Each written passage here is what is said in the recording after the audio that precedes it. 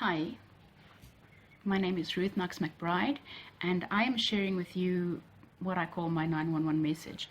It's not really my message. This is information that the Lord is giving to warn His children of the things that are coming. We've seen in 2020 that this world has changed, and there is more coming, and we need to be very, very prepared for this. Through a series of dates, historical dates, the Lord has been showing me a specific date on which the Third World War, aka the Great Tribulation, started. Jesus said before He comes, there will be Great Tribulation like no one has ever seen, like this world has never seen before. And I was kind of expecting bombs and things, but it wasn't bombs, it was something else, as we all are aware now. The Lord has been showing us the start of the tribulation, how long it will be, and when it will end. And there are certain things we need to do, certain advice the Lord had given us in Matthew 24 that we need to do at specific times.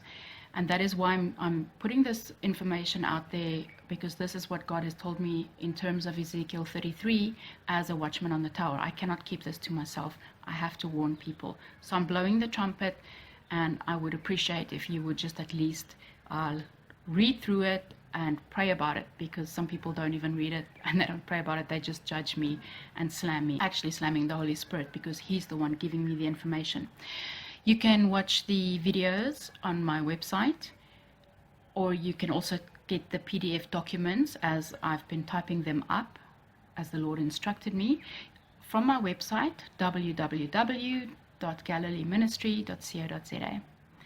I've named them 2019.11 equals 911. You'll see what it means, the 911, Revelation 911, and then part 1, 2, 3, 4, 5, 6. And as the Lord reveals more information, there will be part 7, 8, 9, 10 as as I get information. I try not to make the documents too long because it is tedious and it is a lot of work that goes into it. This is part 4, which is titled It is Midnight. Both my mother and my aunt passed away at midnight, which is extremely significant. When my mother passed away, I had gone to take care of her for 10 days before, in the last 10 days of her life, and I was extremely tired. And then on the last day, I called my sister and I said, listen, you've got to help. You've got to check Mom while I'm taking a nap, because I can't do this on my own. My mother did need watching because she was her bodily functions were giving in, and she at some point tried to strangle herself a couple of times, and I said, no, that's not how you exit this world, not by your own hand. The Lord will do as the Lord does. So I kind of felt I had to keep an eye on her. But she was so weak anyway, she didn't have the strength to pull it off anyway. But at that time, my dad just passed away 7 months earlier. So at that time, you don't think straight. You just think what you think.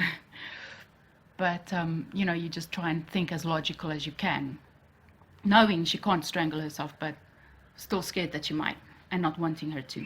So my sister came and she, sat with my mom, which was a good thing because it's some of the last time she did spend with my mother. And I went to sleep. And I think I slipped into a semi-coma. I was so tired.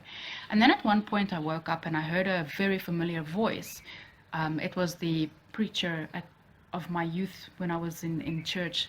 And I immediately recognized his voice. And I lay on my bed and I saw, you always see in the Hollywood movies that once the preacher reads the Bible and prays, the person immediately dies, they pass away. And I lay in my bed and I was like, oh, my mom's going to pass away now. And I'm like, I want to just see her alive one last time. And I tried to get up and I couldn't. I had no power in my body. I was so tired, so drained that I couldn't get up. And I lay on the bed and I said to myself, my eyes are open, but I can't move. I was totally paralyzed from exhaustion. And I said, I'm going to focus all my energy on my pinky. If I can lift my pinky, I can get up. So I did. I focused all my energy on my pinky. I couldn't lift my pinky up. I felt to me like I was a piece of lead that melted into the bed and cannot be lifted up. And I lay on my bed and I was crying to God and I said, Lord, please, please, I just want to see her alive one last time. And it felt like a hand stroking my head. And the Lord said to me, He said to me, sleep, just sleep, be calm. Tonight at midnight, she will blow out her last breath. She will take her last breath. Sorry, it still sometimes gets to me a bit. And because God is so faithful. And I fell asleep immediately. I was very tired, and I slept. And finally, a couple of hours later, I woke up, and I said to my sister, you know what? It's Old Year's Eve. Go be with your family. I'll take it from here. I'll let you know when the time. And I forgot about what God had told me about midnight, so I didn't mention it to my sister. And then I made my mom something to eat. I made some watermelon. She must have been so thirsty, and she was just sucking out the fluid from this watermelon, but she couldn't chew. She was already going into a state of, just a coma, and I could smell the death in her breath. And I made myself something to eat, and about 11:15, I went to her room again, and I checked her, and I saw she's in a coma. She's going up with her eyes closed, and I knew that, okay, the end is closed. So there's a friend of ours, Linda. She is a qualified nurse and an angel in disguise, I think, and wonderful person. And she said to us that when it's time, it would be an honor for her to be there and support us. So I called her first, and I said to her, Linda, I think the end is here. And she came, she looked at my mother, and she said, yes, call Jessica, the end is very near. So I called my sister, she came, and then at some point, I was still smoking at that point. I've quit for more than 8 years. 8 years now, I think it is. So I thank God for that.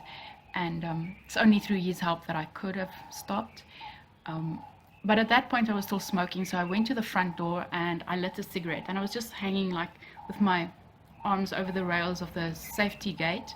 And I suddenly heard the people cheering and the hooters and crackers going crazy. And I realized, oh, it's midnight. God said Mom's going to pass away at midnight. And I flicked the cigarette into the garden. It's not something I did often, but it's just what I did then because I was in a rush. I wanted to get to the room. I was okay with not having been there initially because I had said goodbye and I'd said my farewells to her. And but I ran to the room and I looked around the corner, and Linda said to me, it's over now, her pain is finished. And I looked at my mom. I didn't even notice my sister.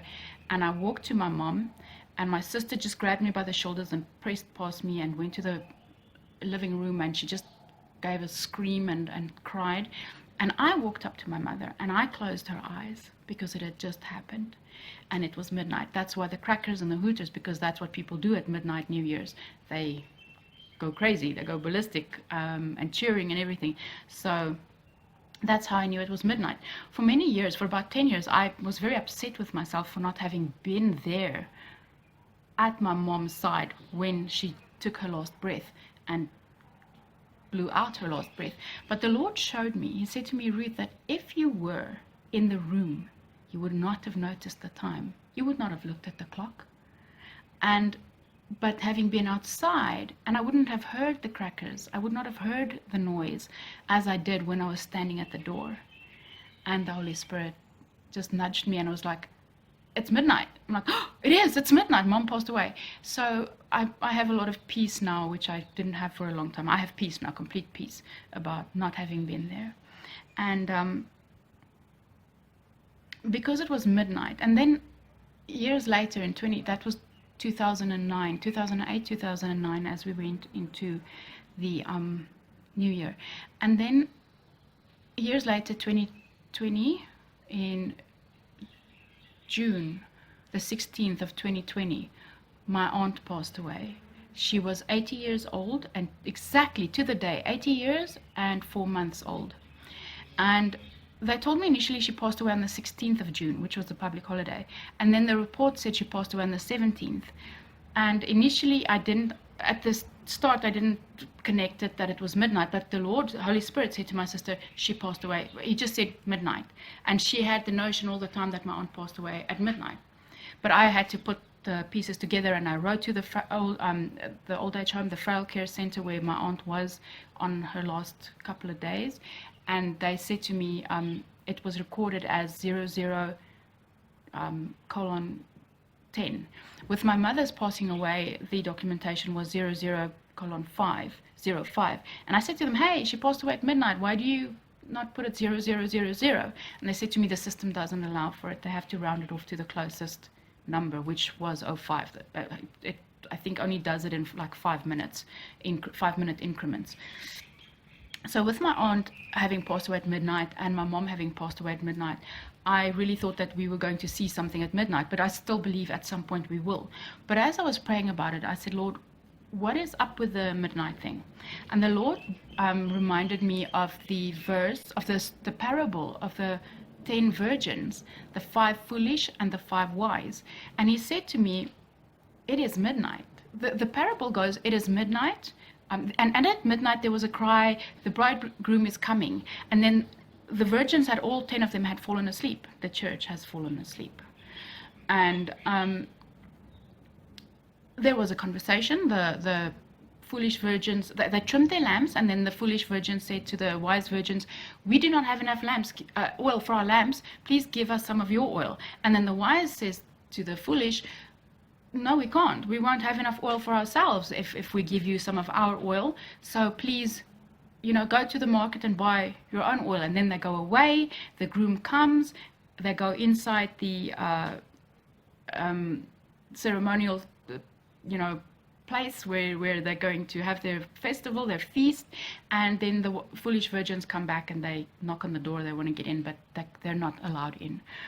And what the Lord had shown me about that parable is, it is as much about preparation as it is about anything else. Whether we can say it's whether there's not enough Holy Spirit, because people say the oil refers to the Holy Spirit. It can be all of those things, but it is as much about preparation as it is about any other theme you may want to connect to that parable. And there are things that we need to do. The Lord has been talking to me about food, seeds, that we need to gather some seeds. The Lord has told my sister to preserve food. And he also gave her a date, more or less, until how long she must preserve before she starts handing out the food. So basically we are in the midnight hour. What the Lord also showed me about midnight is, it is the darkest hour. There is a saying, a lie actually, that says that it's the darkest hour before the sun rises. That's a lie. It's not even physically correct. It's not astrologically correct. As the earth rotates, the time that the earth, a specific point on the earth, is the furthest away from the sun is midnight, and that is when it's the darkest. As the earth rotates back towards the sun again, it starts getting lighter and lighter and lighter and lighter. So midnight is the darkest hour, and that is where we are at now. We are at midnight, the darkest hour, before we start heading back to the sunlight and the light, which happens to be Jesus. Feel free to look at the other videos, parts 1, 2, 3, and 5, 6, and whatever else I'll be loading onto my site. And the documentation is there. You are so welcome to look at it also. I actually encourage people to scrutinize it and see what it is, and that it is factual and true. May the Lord always keep you close, and you and your loved ones, and God bless.